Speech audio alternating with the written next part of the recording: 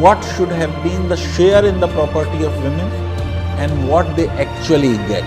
Women empowerment, women's economic independence, their right to property is very very important. But सिर्फ law बनने से कुछ नहीं होता.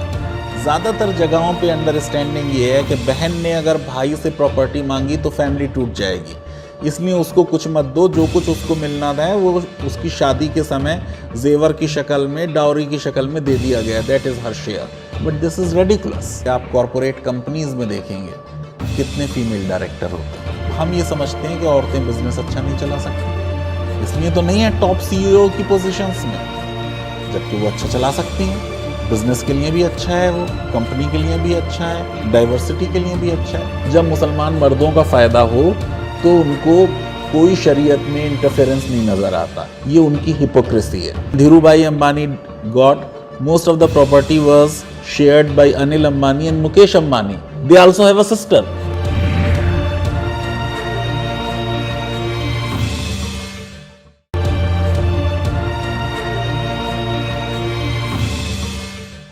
अब देखिए, ऐसा है कि हमारी हिंदू संस्कृति में जो हिंदू लॉ है, शास्त्रिक हिंदू लॉ, उसमें तो फीमेल को प्रॉपर्टी में शेयर नहीं मिलता, क्योंकि हिंदू जॉइंट फैमिली में 4 जनरेशन्स के जो मेल हैं सिर्फ वो को पार्टनर होते थे.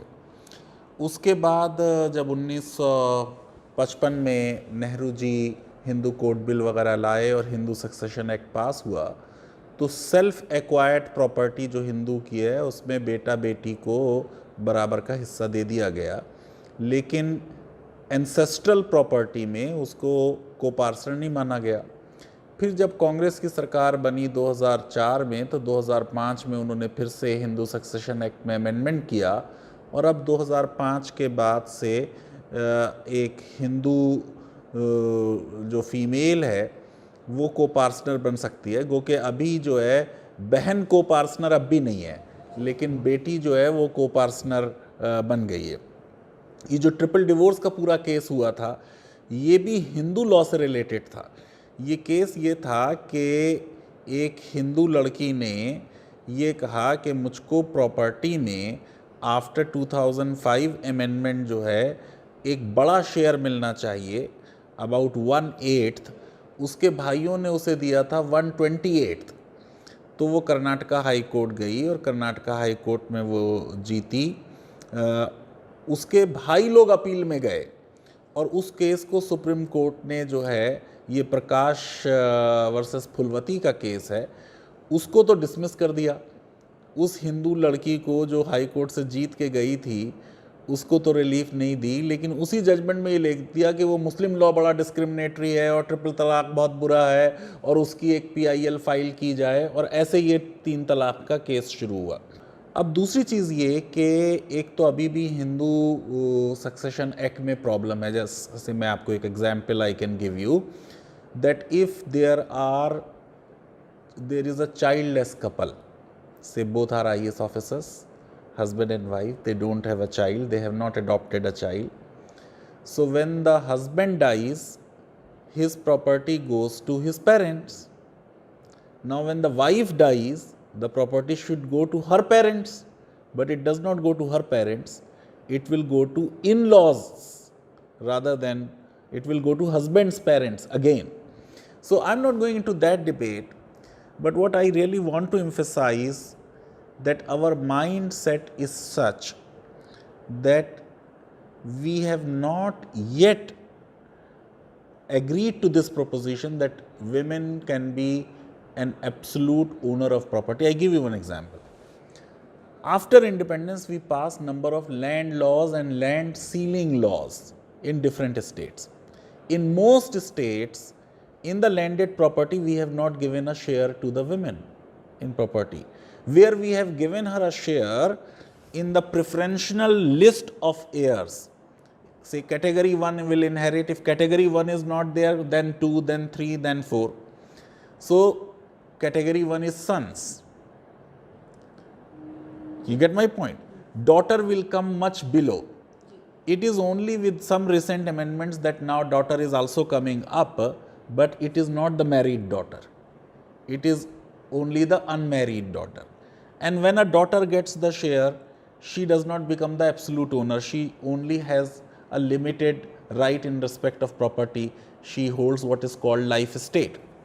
So people talk of 35A, but we have number of laws in different states which are equally discriminatory in respect of gender.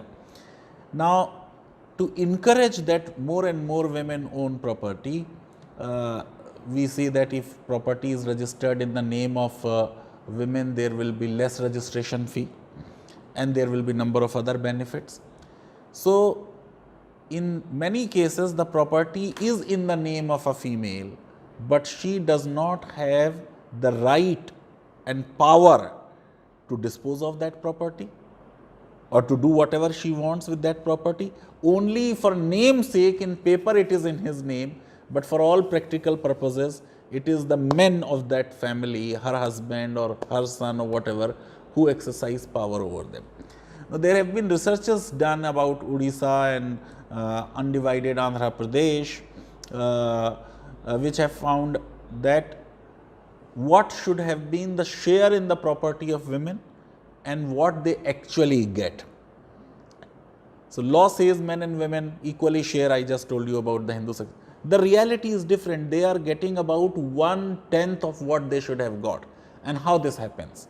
Because same Hindu Succession Act also gives a Hindu a power to make a will. Now, if I am a father of a son and a daughter, I can make will in favor of my son and don't give anything to my daughter.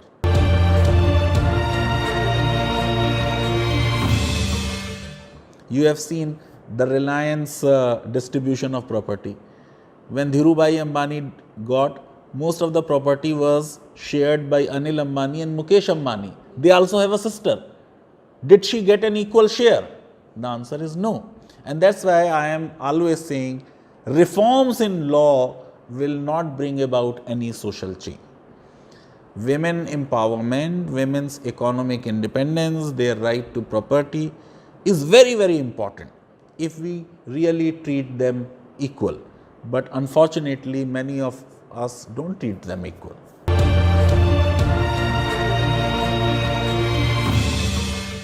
नहीं, law में तो देखिए मैंने आपको बताया कि 1955 तक तो शेयर नहीं था.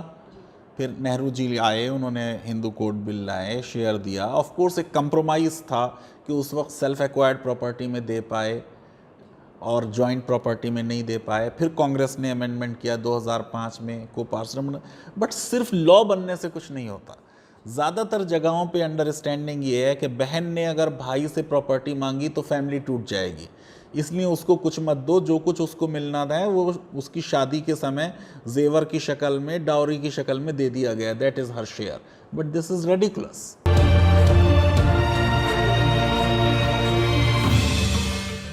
मैं तो आपको कह रहा हूँ जहाँ उसके नाम भी होती है प्रॉपर्टी, तब भी प्रॉपर्टी के बारे में डिसीजन मेकिंग पावर उसके पास नहीं होती.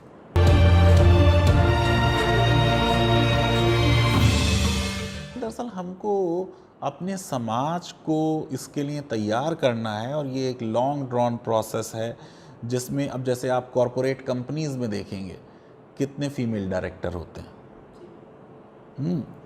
तो हम ये समझते हैं कि औरतें बिजनेस अच्छा नहीं चला सकती, इसलिए तो नहीं है टॉप सीईओ की पोजीशंस में, जबकि वो अच्छा चला सकती हैं. बिजनेस के लिए भी अच्छा है, वो कंपनी के लिए भी अच्छा है, डाइवर्सिटी के लिए भी अच्छा है. तो ये रियलाइजेशन समाज में कराया जाना. अब आप देखिए आजकल इलेक्शन हो रहे हैं, पॉलिटिकल पार्टीज़ ने विमेन रिजर्वेशन बिल तो पास नहीं किया, लेकिन टिकट तो दे सकते थे. लेकिन ना कांग्रेस ने ना बीजेपी ने 10-11% से ज़्यादा टिकट नहीं दिए फीमेल्स को.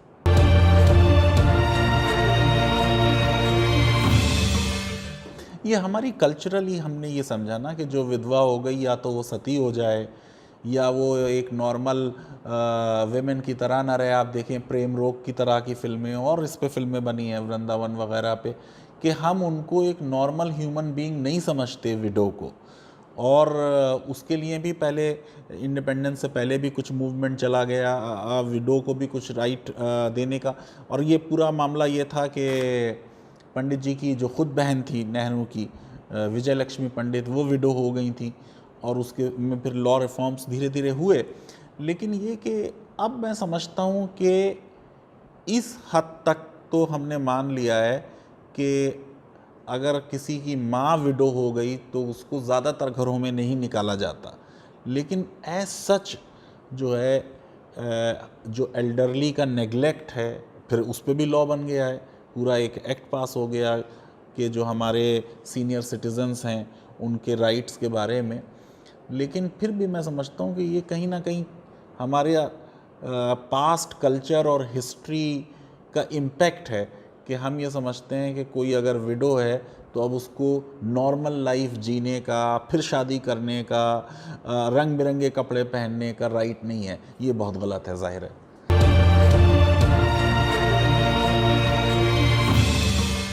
वही मैं कह रहा हूँ कि समाज उस कानून को, एक तो उस कानून में ये कमी थी कि वसीयत के ज़रिए मैं अपनी सारी प्रॉपर्टी किसी को भी दे सकता हूँ, तो आम तौर से वो जब देंगे ज़्यादातर जगह तो बेटों को दे देगा, ना कि बेटियों को दे। बेटियों के माइंड में समाज ने ये बैठा रखा है कि तुम अपने भाई से प्रॉपर्टी लोगी, इसलिए वो क्लेम नहीं करती।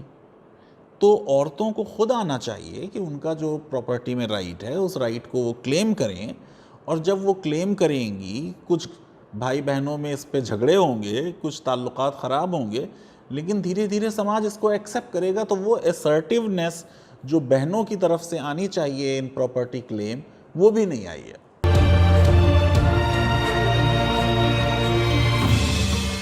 नहीं, अब आप देखिए कि औरों के लॉ में तो ज़्यादातर रिफॉर्म्स हो गए हैं, इक्वल हो गए हैं। मुस्लिम लॉ जो है वो कुछ बातों पे आज के हिंदू लॉ से अच्छा है और कुछ लॉ बातों पे ख़राब है। अब जैसे इस बात पे ख़राब है कि हिंदू लॉ के तहत एज इट स्टैंड्स टुडे बेटा बेटी को बराबर का शेयर मिलता है, लेकिन इस बात पे ख़राब है कि मुस्लिम लॉ में भाई को बहन से डबल शेयर मिलता है।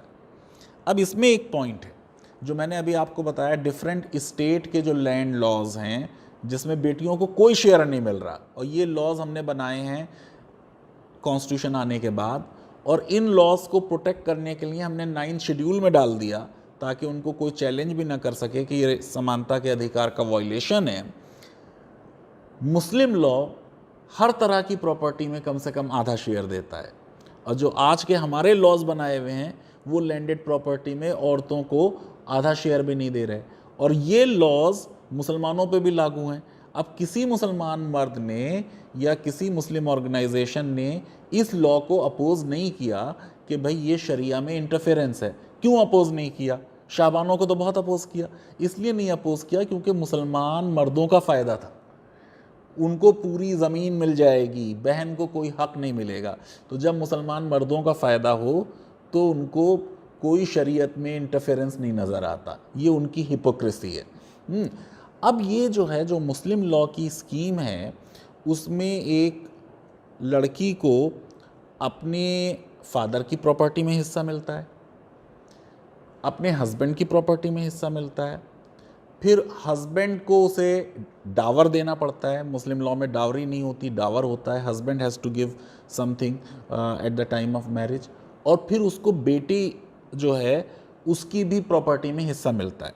तो आम तौर से अगर आप एक एम्पेरिकल स्टडी करेंगे तो हिस्सा तो अदरवाइज़ भाई और बहन में देखें तो आधा नज़र आता है, लेकिन ज़्यादा केसेस में वो मिलता है। और क्यों मिलता है? क्योंकि मुस्लिम लॉ में वसीयत के ज़रिए आप अपनी किसी वारिस के हक़ में, एयर के हक़ में विल नहीं कर सकते। यानी अगर किसी का एक बेटा एक बेटी है तो इनके फेवर में विल नहीं की जा सकती। विल आप एक तो 1/3 प्रॉपर्टी की कर सकते हैं, और वो भी आपको स्ट्रेंजर के फेवर में देनी है। अगर कोई गैर आदमी है, उसने आपकी बहुत सेवा की ज़िंदगी में, अब आप मर रहे हैं तो आप चाहते हैं कुछ उसे शेयर दे दें एज कंपनसेट, तो वो दिया जा सकता है। तो रियलिटी में मुस्लिम वेमेन को शेयर ज़्यादा मिल जाता है प्रॉपर्टी में, क्योंकि वहाँ विल वाला जो लॉ है जो डिफीट कर सकता है इक्वल शेयर को, वो वहाँ ऑपरेट नहीं होता।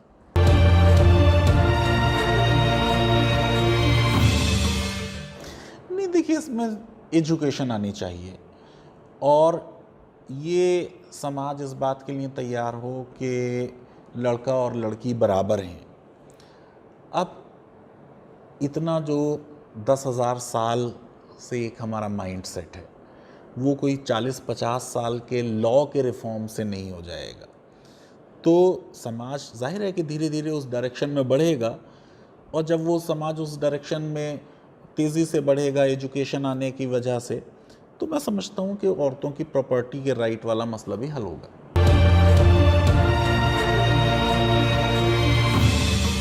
नहीं, देखिए, हिंदू लॉ तो बाई एंड लार्ज रिफॉर्म हो गया सक्सेशन पे, एक्सेप्ट कि अभी कुछ कुछ चीज़ें बाकी हैं। मुस्लिम लॉ में रिफॉर्म जब होगा जब कोई यूनिफॉर्म सिविल कोड की बात आए, लेकिन यूनिफॉर्म सिविल कोड क्या हम ला पाएंगे? अभी लास्ट ईयर ही लॉ कमीशन ने उस पर स्टडी करके ये कहा कि it is neither desirable nor feasible. तो मैं ये समझता हूँ कि गो स्लो अप्रोच हो, धीरे धीरे रिफॉर्म्स आएँ, इंटरनली कम्युनिटी के अंदर से रिफॉर्म्स आएँ, उनका ज़्यादा लॉन्ग टर्म इम्पैक्ट होता है।